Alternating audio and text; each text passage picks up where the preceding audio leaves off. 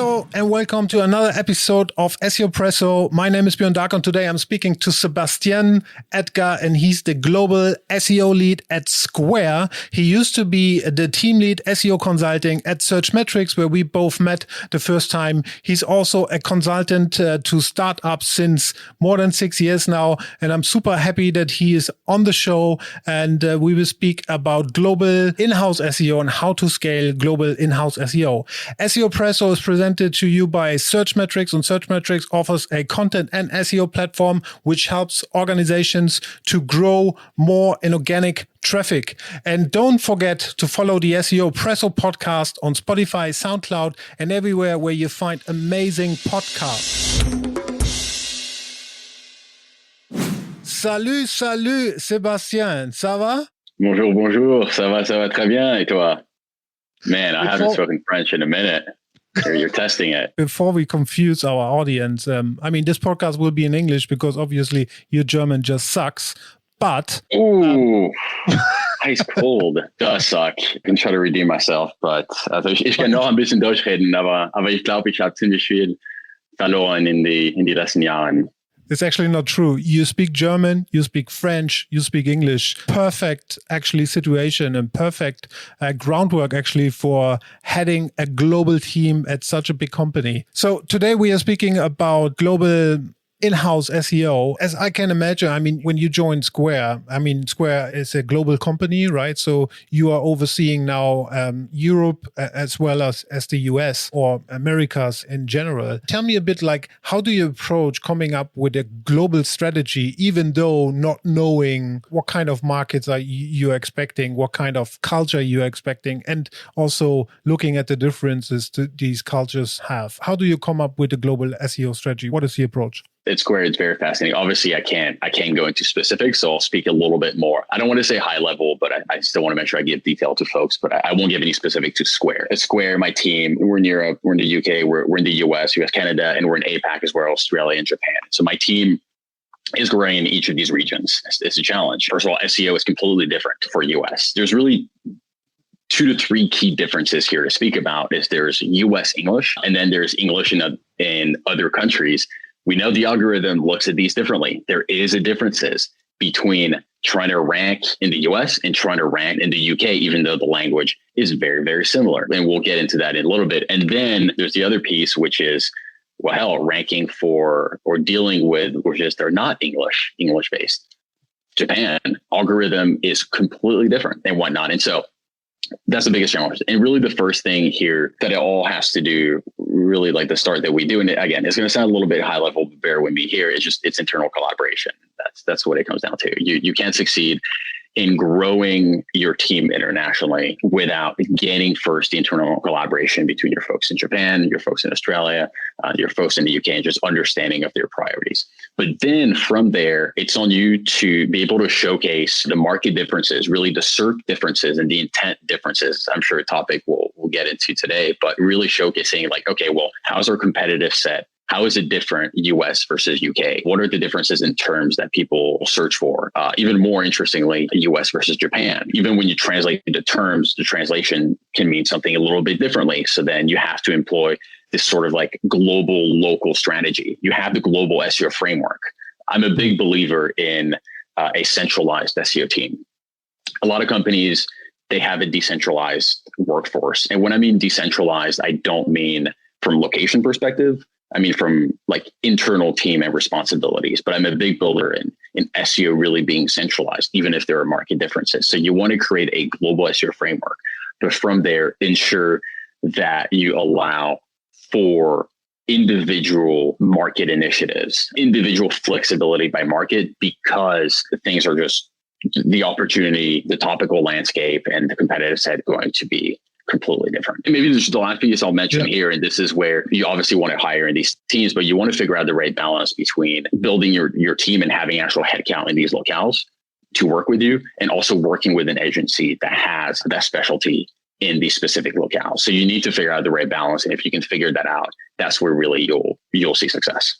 And I can also imagine, as you already mentioned, there's not like this one strategy fits all, right? Because as you already elaborated, I mean, even the SERPs in different countries are different, right? The SERPs in Japan are different than the SERPs in the US. And on top of it is also that you have different search engines which have or might have a higher market share in different countries. I think in Japan, it's Yahoo, which is still big, right? You also have to kind of, take this into account, come up with different optimization ideas, because there might be differences in search engines and how they handle the algorithms. Is that correct? Yeah, I think one of the biggest things that we see is probably my favorite thing in SEO today is the whole conversation around intent.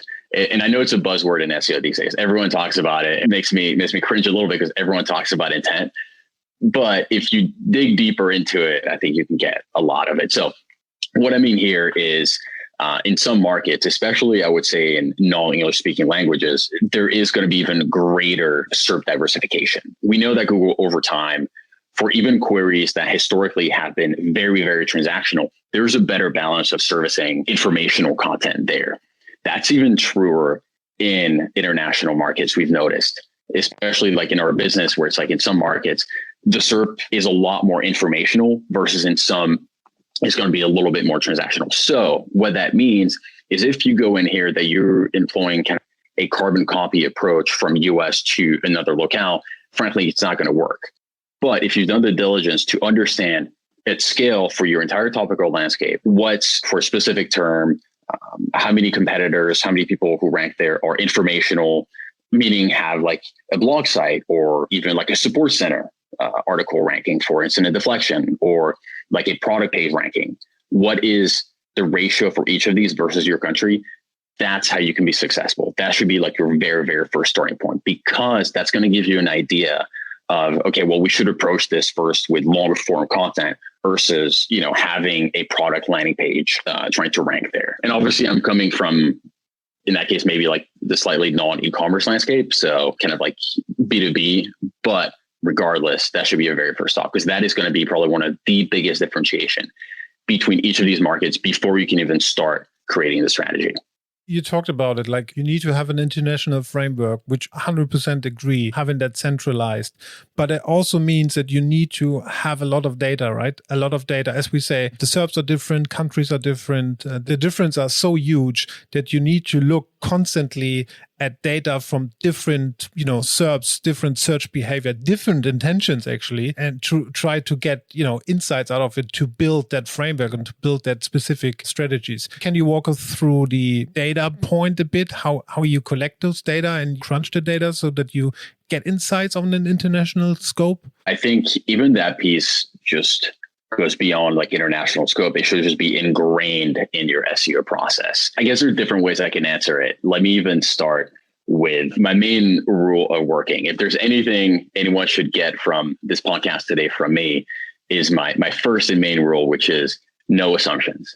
Whatever you put out there, whatever email you're going to send, whatever like internal, whatever conversation you're going to have, no assumptions. Everything needs to have data behind it. That's the rule. Really try to live by.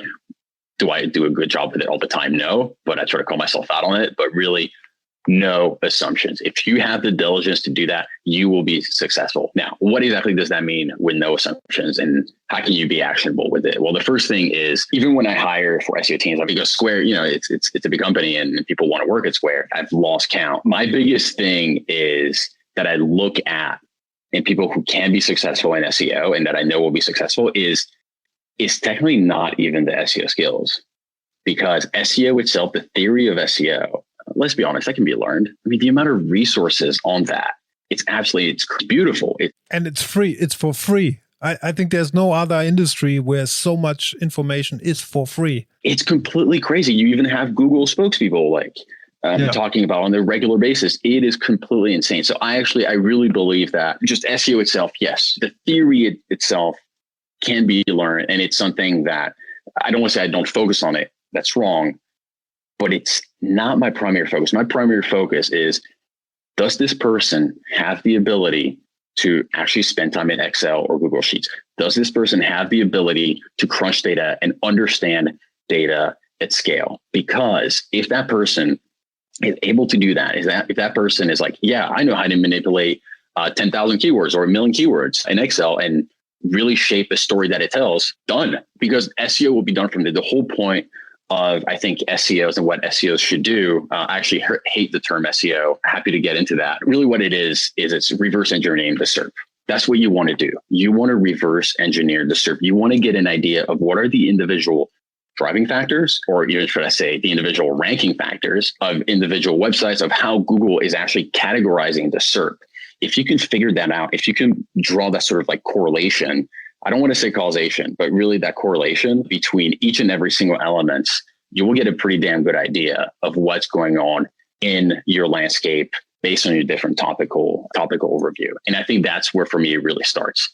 Because if you have someone who's good at that, who maybe has like a little bit of experience in the SEO theory, they will get very, very good at SEO because the data isn't there. You should make sure to have the data tell you your strategy and not the other way around, if that makes any sense. I know that you're a big data fan. I remember conversations we had, and you always said with data, you could also be faster than Google. And I know that you like to look at data in order to see trends before actually Google is acting on it. Can you explain a bit how you're going to do this? How do you assemble the data in order to see trends? What do you need to do? There's definitely a lot on that point here. And I think the first thing that it comes down to is really going deep into, first of all, a clean data set to work off of. I think a lot of people, and when I first came in, a lot of my initial rule is the data that people were kind of talking about, they had loaded in their tools, is just not clean. So first of all, you want to make sure that you have a clean set of data that you can figure out.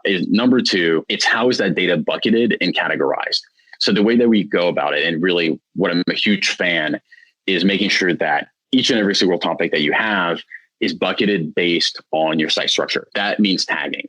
So if you look at my tagging in my tools, there's nothing like defend keywords. There's nothing like, oh, these keywords tags should be in position 1, 2, 3. There's the tagging that I have set in place is mimicking up to 100% what we have in the site structure.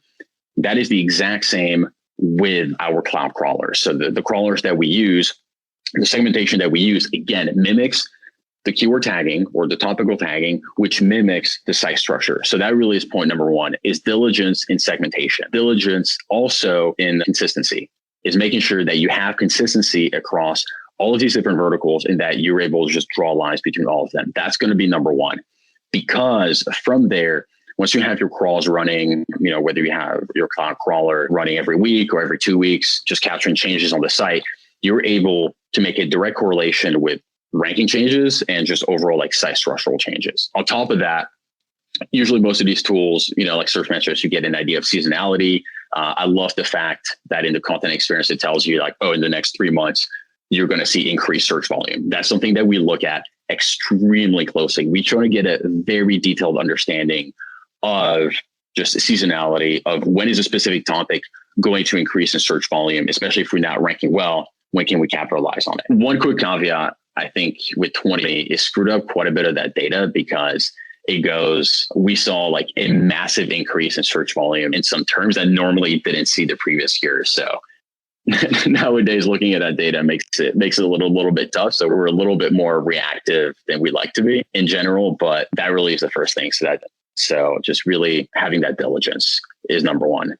Number two is, let's talk a little bit about the intent piece, right? Is really getting an understanding and looking, sometimes I would say almost like too much, but maybe not, is just going extremely deep into how Google is categorizing the SERP. I think you'll notice like the trend here, it's all about categorization. I like to compartmentalize everything because you need to have this sort of like visual and mental clarity on how everything is working, and bucketing and categorizing things just really work. So if you get an understanding of how Google is actually changing the SERP, even just like early signals that, wait a minute, for this term, Google is actually starting to rank more informational topics than transactional, that probably means that you want to be careful in your strategy and you might be seeing some ranking shifts with your own URLs as well. Let's jump back to the in-house piece and especially hiring and, managing people on that global scale, right? So we said that, countries are different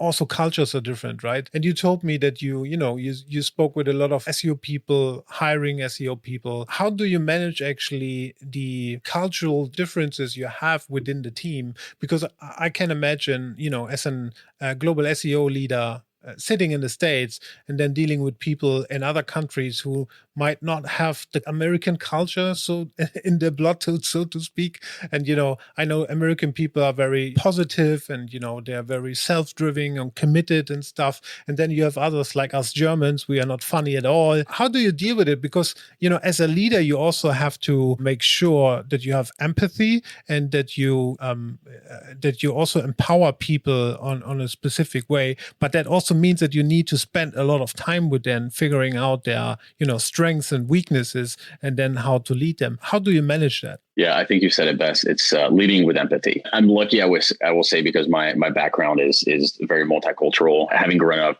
in two different cultures, lived in a bunch of different countries.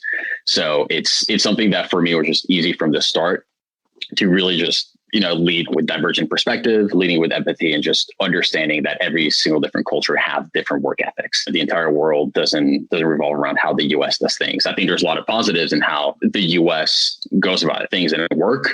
But on the other hand, we're extremely just driven work. Work rules our lives. I think that's one thing that, especially in Europe, you don't see that. But, one of the things in the US that's funny, one of the first questions when you meet someone in the US is, what do you do? The work that you do defines who you are. It's something that you don't have like that in France. I don't remember seeing it that much in Germany. Then you enter the APAC market, especially in Asian countries such as like Japan, where the culture is very, very different. The way that they approach work, it's a much more long-term perspective. When someone is about to go to a company or change jobs, they look at it with a 4 to 5 year outlook. It's a big decision for them. So throughout the hiring process, they're very, very detailed. They really want to make sure it's a two-way conversation that you have to make sure to sell them as well. Like, this is not just on you, you evaluating them, but it's them evaluating you as well to make sure that, this company and you as a manager will be the right fit. I know you have that in the US.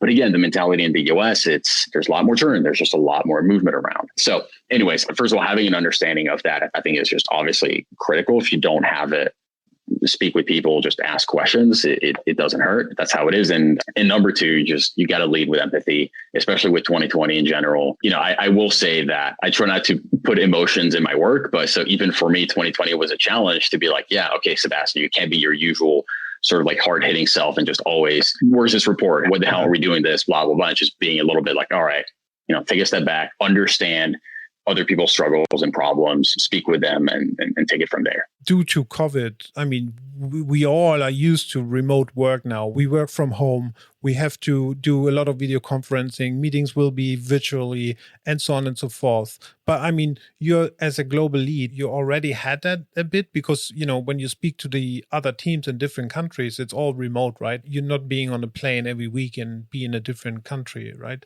So it actually doesn't have changed that much.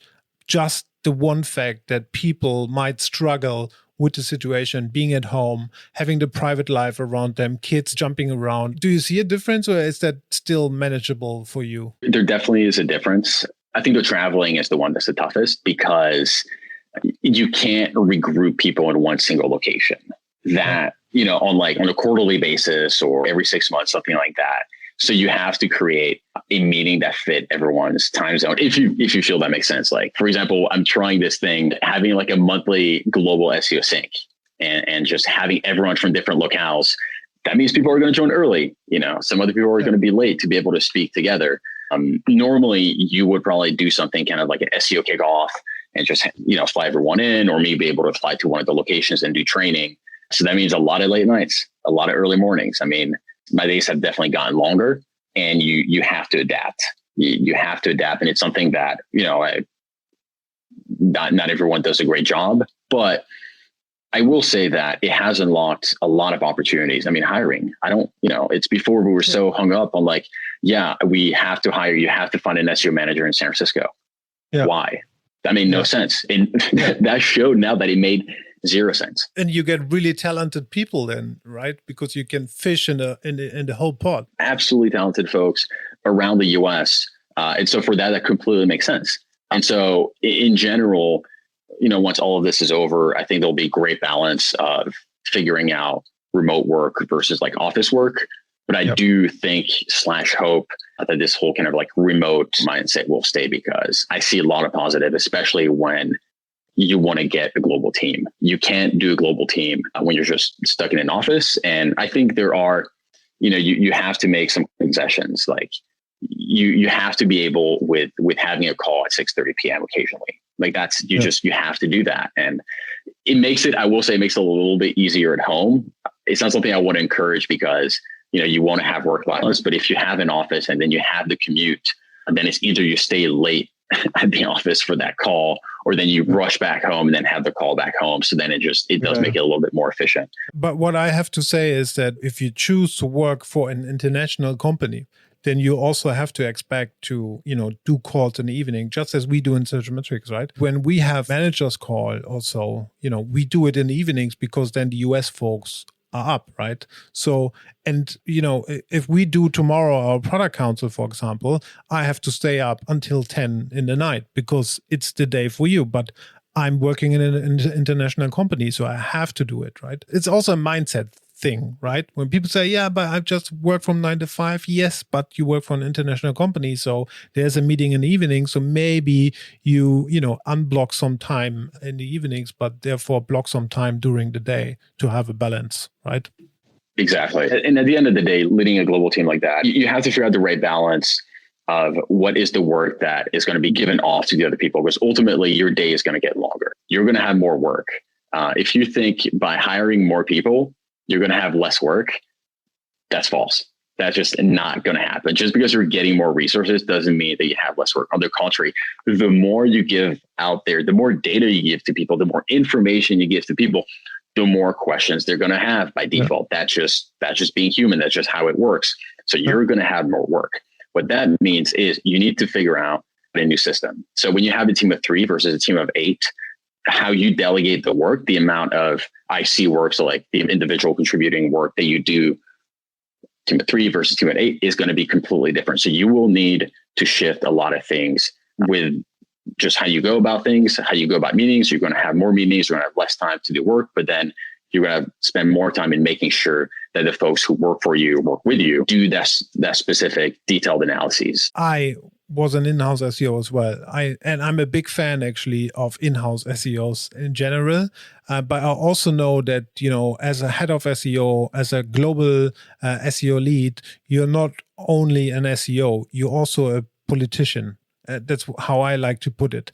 Because, especially SEO is it's a discipline which actually touch base on a lot of disciplines within online marketing and digital marketing, but it also touch base on UX. It also impacts development and so on and so forth. And you as an in-house SEO, you do have to do the stakeholder management, manage expectations, bring people together. If you want to have a place on the roadmap, you need to speak to the product managers. You need to have the buy-in from the business units and so on and so forth. So a lot of work you do as a global lead or as an in-house SEO is actually doing politics. So tell me a bit about how you manage to do it and what is important for you. I think spot on there. I will say one thing also is SEO is one of those disciplines where you can grow up the ladder in your career without becoming sort of like SEO lead. And that's perfectly okay. I don't think that's for everyone, because to become an SEO lead, like you said, you need to have the skills, like the SEO skills, but also be a good like internal stakeholder and internal politician. Frankly, that's something that, I'll be honest, like it took me a long time to develop. I've been a lead longer than I've been an individual contributor. I actually, in my first job, I became a lead 6 months after being hired, I was an intern for like 6 months, and then immediately I became the SEO manager leading a team of 5 interns. That only happens in Germany. That only happens, right? It's completely crazy. And so I was there leading for like almost 3 years, like this team of 5 interns rotating on a 3 to 6 months basis. I mean, I had to hit the ground running like crazy, but despite that, like I'm still learning how to do internal stakeholder management. Like I really don't consider myself a pro on it. And it just goes to show how much of like just mindset compartmentalization you have to do, because it is 2 completely different set of skills. You're either an analyst or you're a manager. Putting these two together is very, very, very tough. And that's why I legitimately do not recommend it to everyone. I chose this path because I really wanted to try it out. I was like, okay, I like to put myself in uncomfortable positions. It's a good and bad thing about, my personality, because sometimes you do find yourself in very uncomfortable positions and it doesn't feel great. So if you're okay with that, great. If you're not so much. But so that is just one word of advice I would say. It's like, if you're okay with that and try it, do it, but it's not for everyone and it's completely okay. You made a good point. I don't know how is it in the US, but in Germany especially, you have a very, very few people coming from the SEO career who are sitting in management positions. And it is because, as you just said, they're just purely analysts. They're just purely technical SEOs. There are still some nerds, who used to sit in the corner and just do what they do and don't talk to people. And having people who understand SEO, understand it not only on a technical level, but also from a strategy perspective, high-level perspective, and then can put it together into a business strategy and actually know what it means if you now do SEO and how it contributes to your overall strategy, and then, manage these expectations and speak to different stakeholders. You already get into a management area, and having those people who understand the entire scope is very, very rare. If I would have a company and I would find somebody like this, then I would just keep it and put it into the board. The way I see it is it's figuring out how to translate SEO terms into actual business terms, into what does it mean for the actual business. So again, it sounds high level, but really the way I love to do it is using, for example, most SEOs will talk about ranking, specific keywords, position ranking, blah, blah, blah. But what you have to do, you have to translate those into, for example, market share, organic market share. At C-level, when they hear rankings, it's too nitty gritty. Why should I care? I think they should. But if an SEO is able to translate that into, well, hey, us ranking in these positions for these topics means we now have a 50% organic market share versus our competitor who has a 12% market share. That equals X amount of traffic and whatnot. Now the light bulb comes off. Now it's like, wait a minute, this is interesting. You mean we're leading our competitors by 3 percentage points? Oh, okay, that's interesting. Yep. How can we get to the next stage? The conversation becomes a lot more interesting than you probably want it to be, than saying, oh, we have an average position of 15 versus our competitor has an average position of 13. You're sending yourself to a crappy example of, then they're going to look at rankings and now you're going to have to tell them that you have to now move the needle to position 11 or position 9, and you don't want to get held up in there. You want to talk about almost like SEO agnostic terms that are translatable into business. So that really is the first thing that you want to do. That's sort of like internal translation. Number 2, and this is one of the toughest things to do, but you have to do it.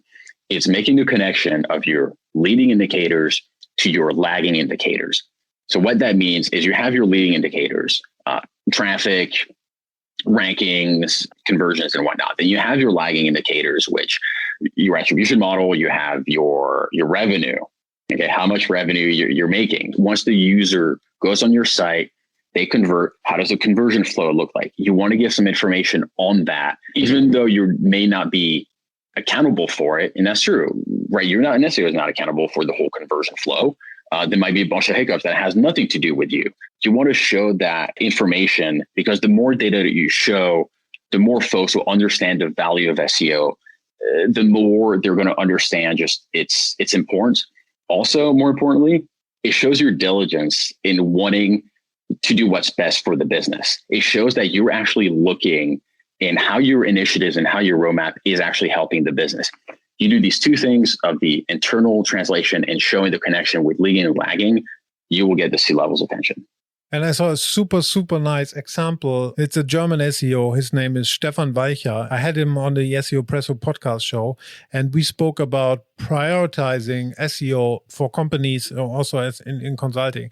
And what he did, he translated the Boston consulting metrics, which I mean, with cash cows, rising stars, and, question marks and stuff. And he translated it with the most important URLs, which were your cash flows. You're not allowed to do do any harm to those ones, right? Then you have your question marks, which you could actually bounce to the SEA team just to, drive some traffic and figuring out how people would work with it. And then you have like the sleeping dogs, which, you need to do something about it because otherwise. So it was a really nice translation of SEO things and acronyms and SEO talking actually into this Boston Consulting graphic, which everybody knows who studied marketing, everybody knows who studied have an MBA because everybody knows it, right? So that was a really, really nice example of how translating SEO terms into business language, so to speak. I love that. When you get folks who have some background in consulting, not just, and when I mean consulting, business consulting, I think that's where you're able to make some interesting connections between both. One thing, sorry, it literally just came to mind that I forgot to mention on the market share piece, on the value there, and it's something I actually wanted to say in the data, but basically on the market share piece, why it's actually important to really focus on that, especially versus like focusing on ranking position, is the whole concept of stacked rankings. That's going to move the needle of market share a lot more than if you're just focusing on position, because that's actually you're going to have increased market share by having stacked rankings. And it's something that we've noticed with Square in general. Again, I can't speak too much of it, but there's an interesting thing going on with going deeper into the intent of each topic and the difference between content duplication and intent duplication. So what that means is you could actually have two different pages satisfy the same topic, but the two different intents for that topic. Because as we noticed is Google is diversifying its SERP. So what we notice is that there's, for some specific terms, Google is ranking like X number of transactional pages, i.e. product pages, and X number of informational pages. And it's like, we noticed that, wait a minute, if we're able to literally create almost like, I don't want to say 1995 SEO, but maybe in some ways, like we tried it as a test. It's like, okay, we want to create two different pages. They satisfy that specific topic, but they cater to two different intents. We ended up actually having stacked rankings. We ended up having double positioning in some ways, and therefore actual double market share. So we actually saw like tremendous growth in our market share. And again, that's something you want to show that I think just makes a lot more sense from a market share perspective than a position perspective. Now, from a strategic standpoint, do I think that's a strategy you should pursue? No, but it's something you should look into. I really don't think it's something you should like pursue, have like an actual strategy of stacked rankings. I think that would be stupid, but you should look into it because every SERP is different. Every topic is different. And it's a test that we did. And it's very interesting. And we noticed some interesting things there. But again, when we translated that into market share, the data looked a lot more different. Nowadays, look at topic research rather than keyword research. You do the same, right? You stack different keywords on top of it so that you have a complete topic which you are conquering, which allows you to increase market share, right? It's the same from my perspective. And this strategy actually makes totally sense. Thank you so much for the very unique opportunity speaking to you. It was a blast. It was super interesting. Thank you for sharing your insights and experience. Thank all of you folks for tuning in. We see you next week. And here's next week again on SEO Presso. Ciao.